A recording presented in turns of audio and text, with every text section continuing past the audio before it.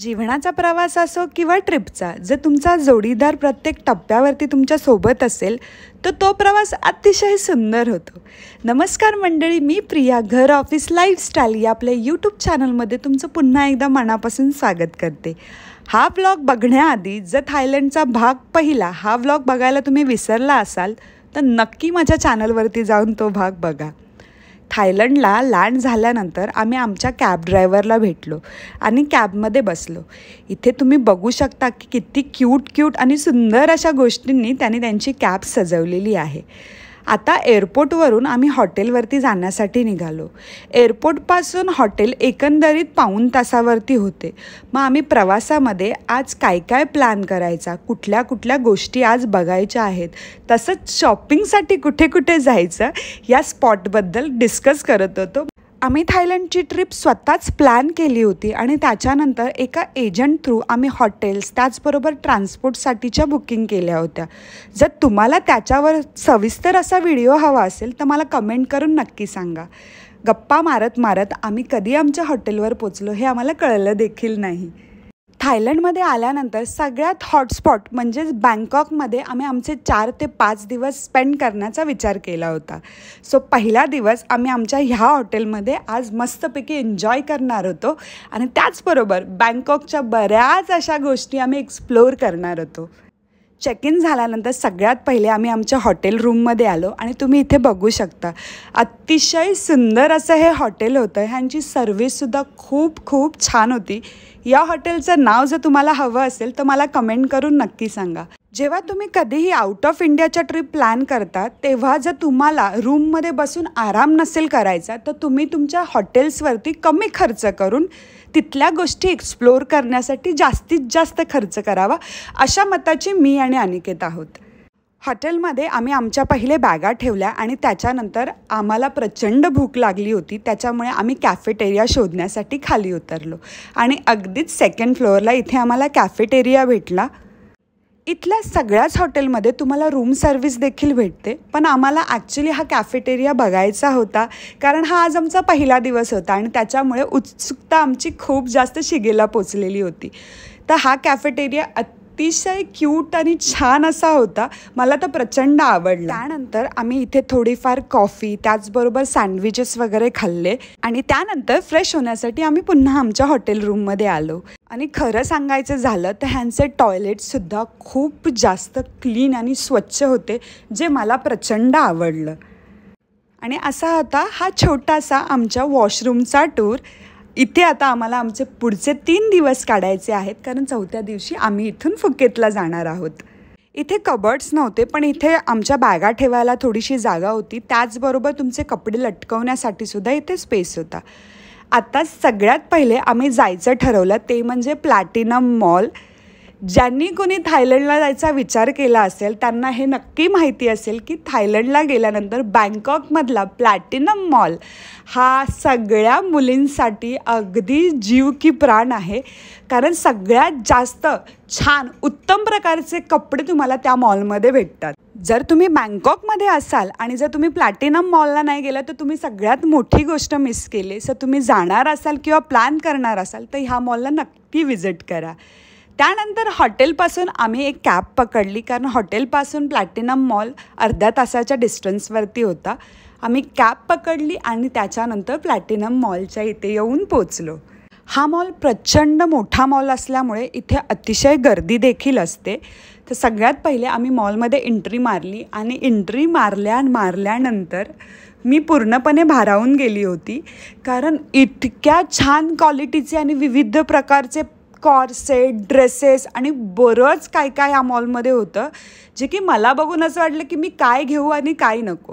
सगळ्यात पहिले मी विचार केला की हा मॉल पूर्ण एक्सप्लोअर करेल, पण खरं सांगायचं झालं तर 1 दिवसामध्ये हा मॉलला शॉपिंग करणं खूप अवघड आहे कारण हा मॉल अतिशय मोठा आहे आणि त्याची एक जो फ्लोअर आहे तोही त्याच्यामध्ये डिफरंट प्रकारचे लोकल ब्रँड्स इथे बसलेले असतात. तुम्ही इथे बार्गेनिंग करू शकता. जास्त काही कमी होत नाही बिकॉज लॉकडाऊननंतर बऱ्याच गोष्टी इथे चेंज झालेल्या आहेत. लॉकडाऊनच्या आधी खूप बार्गेनिंग चालायचं इथे, पण आता जास्त बार्गेनिंग इथे चालत नाही. सगळ्यात प्रथम मी पूर्ण मॉल बघून घेतला, कुठे कुठे काय काय आहे या गोष्टी लक्षात ठेवल्या, कारण इथे गेल्यावर तुम्ही इथे हरवायचे खूप जास्त चान्सेस असतात, कारण तुम्हाला सेम सेम पीसेस किंवा सेम सेम ड्रेसेस बऱ्याच दुकानांमध्ये दिसतात. सो तुम्ही खूप कन्फ्यूज होता की मी कुठल्या गल्लीमध्ये आलेली आहे, कुठल्या गल्लीमध्ये माझं फिरून झालेलं आहे. तर तुम्ही काहीतरी लँडमार्क असा लक्षात ठेवून नंतरच ह्या मॉलमध्ये शिरा आणि प्रत्येक लेन जाऊन तुम्ही एक्सप्लोअर करा, कारण इथे खरेदी करण्यासारखं बऱ्याच गोष्टी आहेत. प्रचंड सामान आणि प्रचंड variety of clothes, shoes, earrings, jewellery, accessories, बऱ्याच गोष्टी तुम्हाला इथे पाहायला भेटतील. आणि जर तुम्ही बँकॉकला जाणार असाल किंवा जायचा तुमचा प्लॅन असेल तर तुम्ही त्याच्या आधी त्याच्याबद्दल रिसर्च करून नक्की जावा. इथे बरीच ठिकाणं आहे जिथे तुम्ही छान अशी शॉपिंग करू शकता, पण त्याचबरोबर तुमच्या आवडीच्या किंवा तुमच्या टेस्टचे कपडे तिथे भेटतील की नाही याची श्युरिटी कोणीच देऊ नाही शकत. सो त्याच्यामुळे तुम्ही त्याच्या आधी त्याच्यावरती थोडंसं रिसर्च करा, थोडं चेकआउट करा की तिथे काय भेटतं, कोणत्या गोष्टी तुम्हाला आवडतात. पण मुलींसाठी तर मी बोलेल की हा टॉप म्हणजे हा डेफिनेटली रेकमेंड करणारा हा मॉल आहे. मुलांसाठी मी एवढं नाही सांगू शकत, कारण मी तर जास्तीत जास्त मीच शॉपिंग केली इथून. माझ्या नवऱ्याने काही फारशी शॉपिंग नाही केली, बिकॉज इकडे मुलांचे क्लोदिंग होते पण कम्पॅरेटिव्हली मुलींपेक्षा ते खूप कमी होते. या मॉलमध्ये तुम्हाला खूप मोठ्या ब्रँडच्या फर्स्ट कॉपी भेटतील. जर तुम्ही त्याचे शौकीन असाल तर तुम्ही नक्की इथून परचेस करू शकता.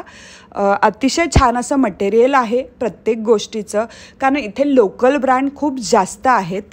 पण त्याचबरोबर काही शॉप ॲक्च्युली खूप जास्त एक्सपेन्सिव्ह आहेत. आणि इथे गेल्यानंतर तुम्हाला प्रत्येक गोष्टीच्या वरती प्राईस टॅग दिसतील, तर ते तुम्हाला इंडियन रुपीजमध्ये कन्वर्ट करून त्याच्यानंतर त्याचं कॅल्क्युलेट करून ती गोष्टी खरेदी करायची आहे. आणि त्याचबरोबर इथे तुम्हाला ट्राय करायला कोणतीही गोष्ट भेटत नाही. कोविडच्या आधी इथे तुम्हाला ट्रायल रूम ट्राय करायला ते अलाउड करत होते, पण आफ्टर कोविड त्यांनी ट्रायलसाठी सगळं काही बंद केलेलं आहे. त्याच्यामुळे तुम्ही तुमच्या साईजची नक्की खात्री करून बघा आणि त्याच्यानंतरच त्या गोष्टी परचेस करा. बिकॉज माझ्या बाबतीत असं झालं की एक ड्रेस मी तिथून परचेस केला. जेव्हा ते लोक आपल्याला ती गोष्ट देतात तेव्हा ते लोकंसुद्धा मेजरमेंट करून आपल्या बॉडीचं मेजरमेंट करून ती गोष्ट तुम्हाला देतात. पण बऱ्याचदा जर तुम्ही कॉटनच्या गोष्टी इथून खरेदी करत असाल, कारण इथे बऱ्याच अतिशय छान आणि उत्कृष्ट प्रकारचे कॉर्सेट जे की कॉटनमध्ये असतात ते तुम्हाला भेटतात, तर तुम्हाला ते खूप आवडतील. तर ह्या गोष्टी नेहमी डोक्यात ठेवा की तुम्ही कॉटन जेव्हा धुता तेव्हा तो आकसला जातो आणि तुम्ही त्या साईजमध्ये फिट येणार नाही.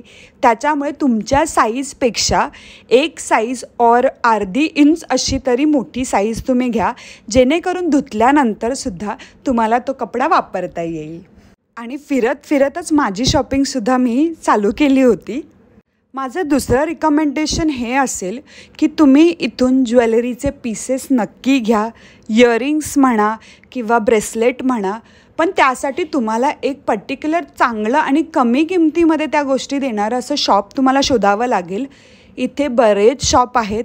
काही शॉप अगदी तुम्हाला इंडियन रुपीजच्या 100 रुपयामध्ये सुद्धा इयरिंग सेल करतात, तर त्याच ठिकाणी काही शॉप सेम इयरिंगचे तुम्हाला 550 ते 400 रुपये लावतात.